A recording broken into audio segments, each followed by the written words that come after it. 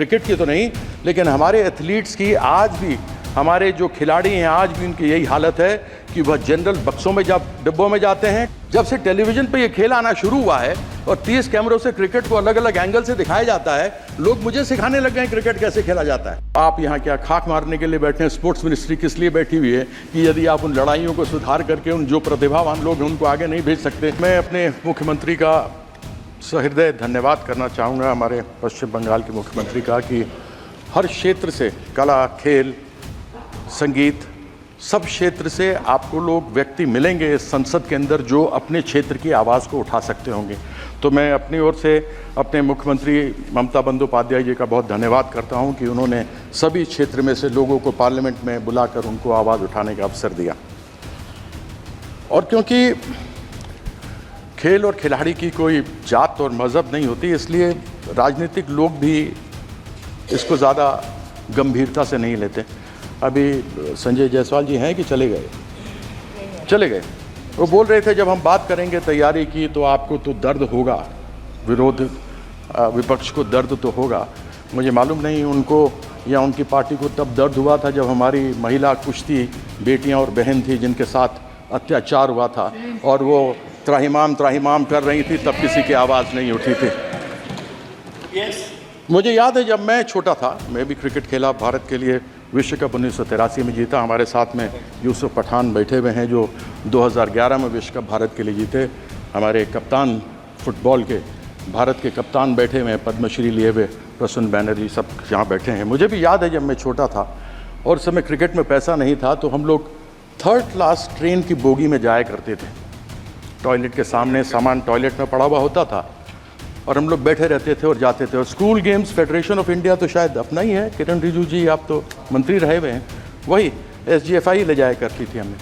आज भी परिस्थिति सभापति महोदय वही है हमारे एथलीट्स की, क्रिकेट की तो नहीं, लेकिन हमारे एथलीट्स की आज भी, हमारे जो खिलाड़ी हैं आज भी उनकी यही हालत है कि वह जनरल बक्सों में डिब्बों में जाते हैं, टॉयलेट के सामने बैठते हैं, टॉयलेट में उनका सामान होता है। जब वो जाते हैं खेलने तो ऊबड़ खाबड़ मैदानों पर खेलते हैं, खाने के लिए ढंग से मिलता नहीं, डॉर्मेट्री में रहते हैं, टॉयलेट के सामने खाना बनता है। और यह मैं नहीं कहता हूं, यह टेलीविजन पे एक बार नहीं अनेकों बार देखा गया है। हम बात करते हैं हमारी प्रिपेयर्डनेस क्या है। अरे अगर आपको ओलंपिक्स की तैयारी की बात करनी है तो आपको 2028 की अभी करनी चाहिए, न कि जब आपकी टीम चली गई हो। ओलंपिक्स की तैयारी, खेल, लोग समझते हैं खेल ऐसा ही है। जब से टेलीविज़न पे ये खेल आना शुरू हुआ है और 30 कैमरों से क्रिकेट को अलग अलग एंगल से दिखाया जाता है, लोग मुझे सिखाने लग गए हैं क्रिकेट कैसे खेला जाता है। उनको मालूम नहीं कि जब जेफ थॉम्सन 100 की स्पीड पर गेंद करता था, सुनील गावस्कर सामने होता था, या सचिन तेंदुलकर एक तरफ हो और ब्रेट ली दूसरी तरफ हो, तो 0.42 सेकेंड्स गेंद को निकलने में, बल्लेबाज तक पहुंचने में, और 0.38 सेकंड्स बल्लेबाज को तय करने में कि मैं फ्रंट फुट पर जाऊं, बैक फुट पर जाऊं, हुक करूं, कट करूं, पुल करूं, क्या करूं। लेकिन लोग हमको सिखाते हैं, यानी ये बॉल छूटी और ये बैट्समैन के पास आई, ये समय है, बस इन 2 चुटकियों के बीच का खेल है। उसको संभवतः लोग समझेंगे नहीं, बहुत आसानी से लेते हैं कि हमारे प्रधानमंत्री जी ने किया। मुझे बड़ी खुशी है कि जब प्रधानमंत्री जी ने हमारी महिला कुश्तीबाज, कुश्ती लड़कियां जब आई थी तो उन्होंने उनका स्वागत किया था, सम्मान किया था, बड़ी प्रसन्नता हुई थी जब उनके साथ वो खा रहे थे। लेकिन तब दुख हुआ था जब उन्होंने, उनके साथ अत्याचार हुआ था उन महिलाओं के साथ, तब उन्होंने मौन व्रत धारण करके रखा था। अगर अपनी महिलाओं को एक तरफ बोलते हैं बेटी बचाओ बेटी पढ़ाओ, अगर हम अपनी बेटियों को जो बाहर से स्वर्ण पदक लेकर आते हो, दूसरे पदक लेकर आते हो, अगर हम उनको नहीं अपनी तरफ से, यह सदन के लिए शर्म की बात है कि यदि हम उनको अपनी तरफ से संरक्षण नहीं दे सकते तो बड़ी खेद की बात है। आज बात करते हैं कि हमने नीरज चोपड़ा को भेजा। मैं ये जानना चाहता हूं कि जब तक नीरज चोपड़ा ने स्वर्ण पदक नहीं जीता था भाला फेंकने में, जावलिन में, तब तक उसके लिए सरकार ने क्या किया था। अभिनव बिंद्रा जिसने पहला स्वर्ण पदक जीता शूटिंग के अंदर, उसके पहले, शूटिंग के पहले जब किया था तो सरकार ने उसके लिए क्या किया था, या उसके एसोसिएशन फेडरेशन ने क्या किया था। मैं जानना चाहता हूं कर्नल मलेश्वरी जिसका नाम हटा दिया गया था टीम के ऊपर से, उस समय मैं पहली बार संसद 1999 में बनकर इस पार्लियामेंट में आया था, 2002 या 2004 की दो की बात है, जब उनको निकाल दिया गया था। जब वो वापस आई और उन्होंने उस समय कांस्य पदक जीता था तो बड़ी प्रसन्नता हुई थी, किसी ने नाम नहीं सुना था, उनको खूब अलग अलग उनको उपहार मिले थे। मैं ये जानना चाहता हूँ सरकार से कि ओलंपिक्स में, एशियन गेम्स में, वर्ल्ड चैंपियनशिप्स में भेजने से पहले आप उनके लिए क्या करते हैं?